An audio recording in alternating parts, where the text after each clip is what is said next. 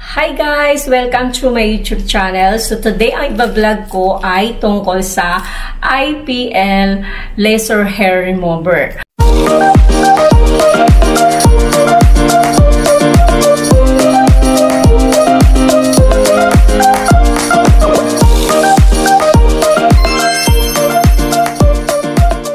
Dito kami, kinuha ko yung parcel ko. Dalawa ang dumating. Tapos may isa pa doon sa my power center. Kailangan ko din kunin yun.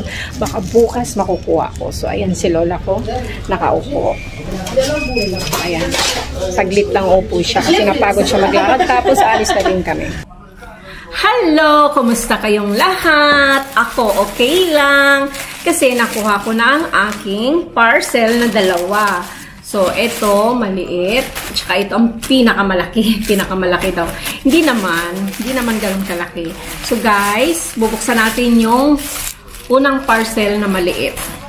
So, titingnan natin kung anong laman. Kada isa, tatlo. Sa isang balot, 3 piraso. Maliliit lang naman. So, tingnan natin kung anong laman sa isa. O, ito. Ito na yung ito na yung sing-sing, nakatulad din dito. Inorderan ko yung asawa ng kapatid ko. Ayan. Same size lang kami ng ring. Tapos,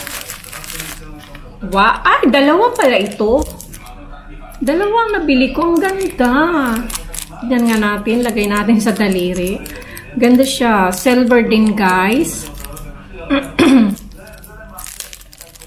Silver, ang ganda. Ay, ang cute. Ay, maliit. Pandito lang. Ayan. Hindi siya kasya dito. Kasi number 6. Bala ko sana dito, hindi siya kasya. Ayan, maliit. Pero maganda siya. Wow. Cute. Okay. Ayan. Tapos, last. Sa isang plastic, titingnan natin kung ano. Ito yung USB na in-order ko. Dumating na 128 GB, tsaka 256. Ayan. Nag-sale. Kaya yung binili ko na. So, ngayon, bubuksan na natin ang malaking plastic kung anong laman. Ito, excited ako eh. Araw-araw chine-check ko yung tracking kung nasaan na. So, ang laman ay 3 plastic, 2 maliit at saka isang malaki. So, bubuksan natin guys itong maliit. Siguro ito na yung necklace. Siguro nga ito na nga. Ay, ito na nga. May kasamang pearl na hikaw. Ay, ang cute. Ang cute ng necklace. Ayan. Cute. Tapos, ito naman, ano to? Lightning USB. iPhone. Di ko naman magagamit kasi pang iPhone pala to. So, no choice. Okay, no problem. Okay lang yan. Kasi baka mayroong, bibigay ko na lang kasi nung iPhone, mayroong charger dito. Cable pala, hindi charger. So, ito na guys, ang pinaka-antay ko.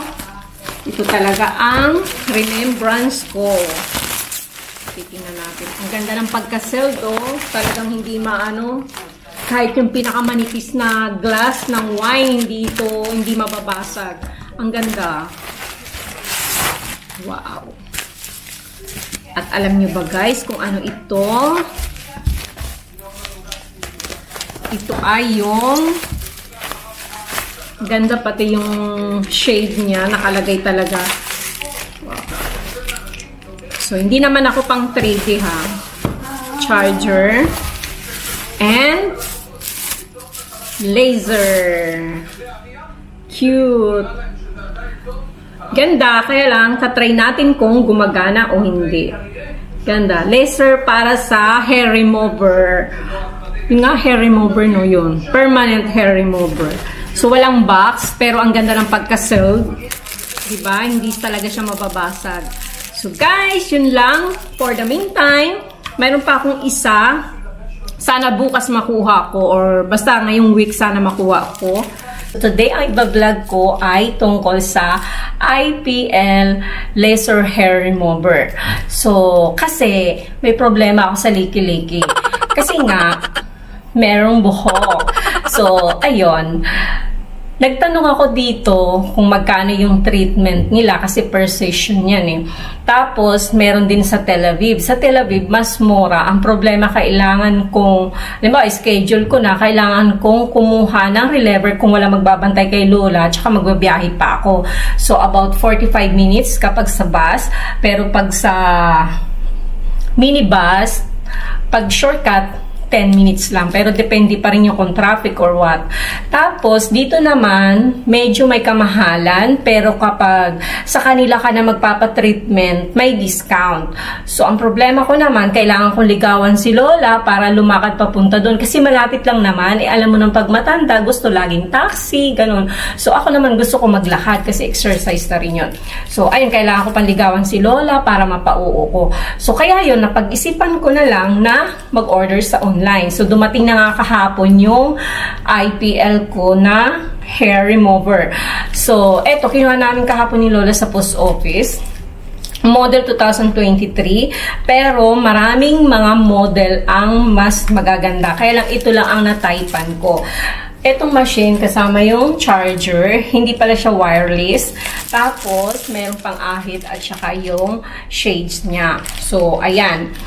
Meron na rin kasamang color ito. Yung prices niya, 999,999. So, ayun.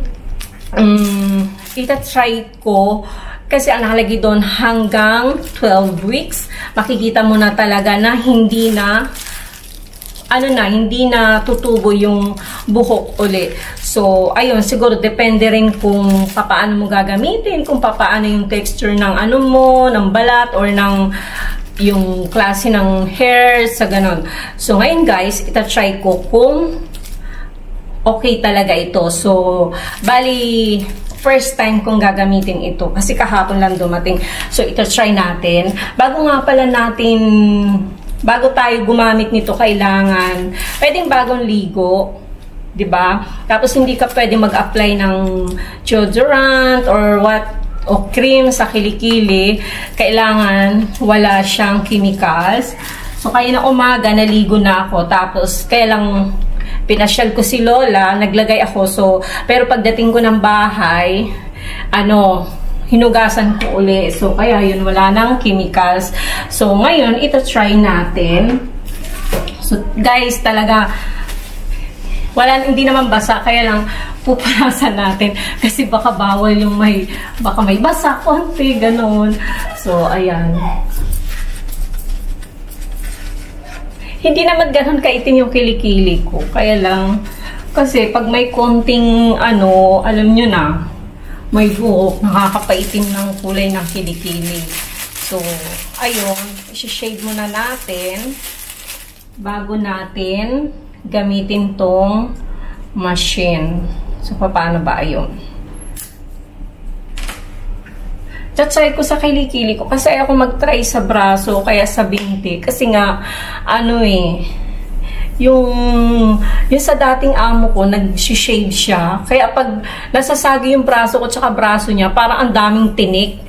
Yung tumataba, pag tumutubo na ulit, tumataba na yung balahibo ng ng braso. Kaya ayoko munang mag-shade doon. Try ko muna dito.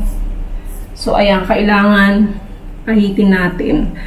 Wala namang gaano, kaya lang mas maganda daw yung ahitin kasi baka merong naligaw-ligaw. So, ayan. As isa pa nga pala guys, hindi ko alam kung advisable na gumamit ng moisturizer habang nagli-laser. So, ayun, tatanong ko pa kung kaya titingin na lang ako sa sa Google o saan. Kasi nag-order din ako ng moisturizer kasi nga nakita ko din doon sa sa online na nagli-laser na mayroong moisturizer. So, ayun. Kaya titingnan ko pa kung advisable gumamit nun. So, ayan guys. Nasa dalawang no? Tapos, sasaksak ko na. Hindi wireless to, ah.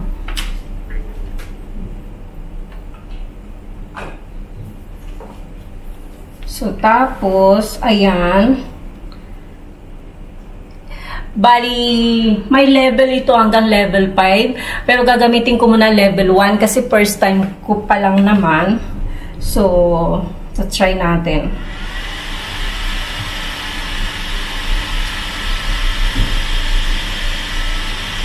Ay, ayun. 2, 3, 4, 5. Ay, ayun. Ayan, guys. Ayan. Ito yung color. Pwede din siyang pindutin. Makikita naman may sign. Touch nga pala yung kinuha ko.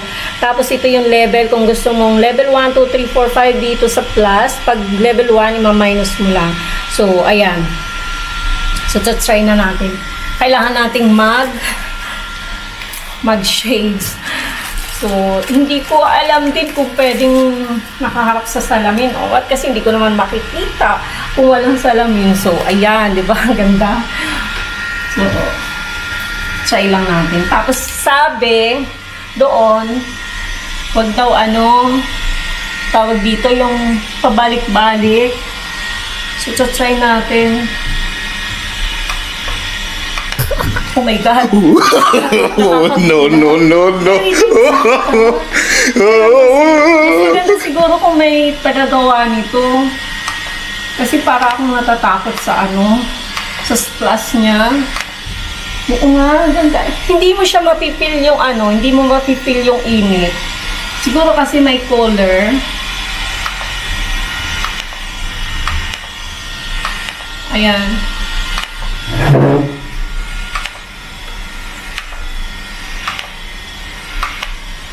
Hindi na ako tumitingin guys sa salamin, baka mag-reflect sa mata ko. Wala akong mabibiling mata dito.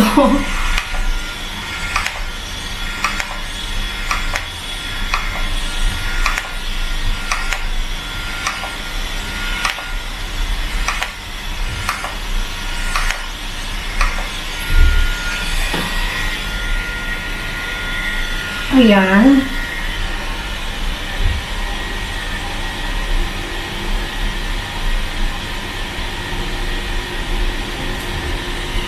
I-off muna natin.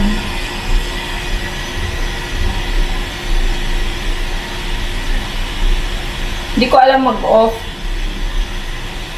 1, 2, 3, 4, 5. Ay, ayun, may number. Ayun.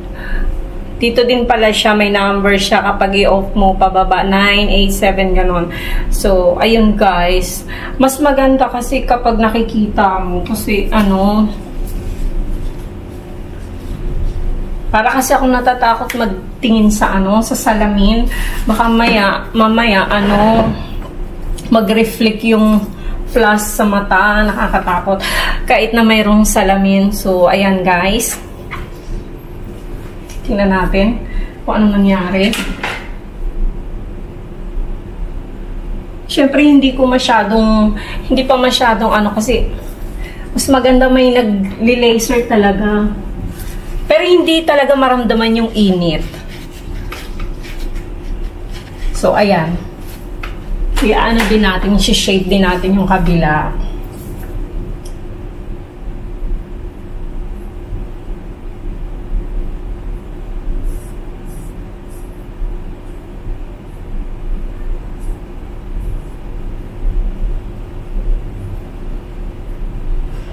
Okay.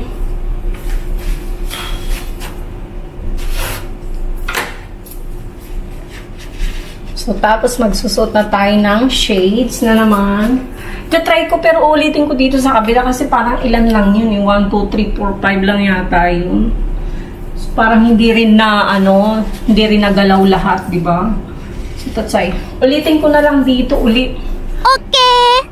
Total, hindi pa naman nadaanan lahat.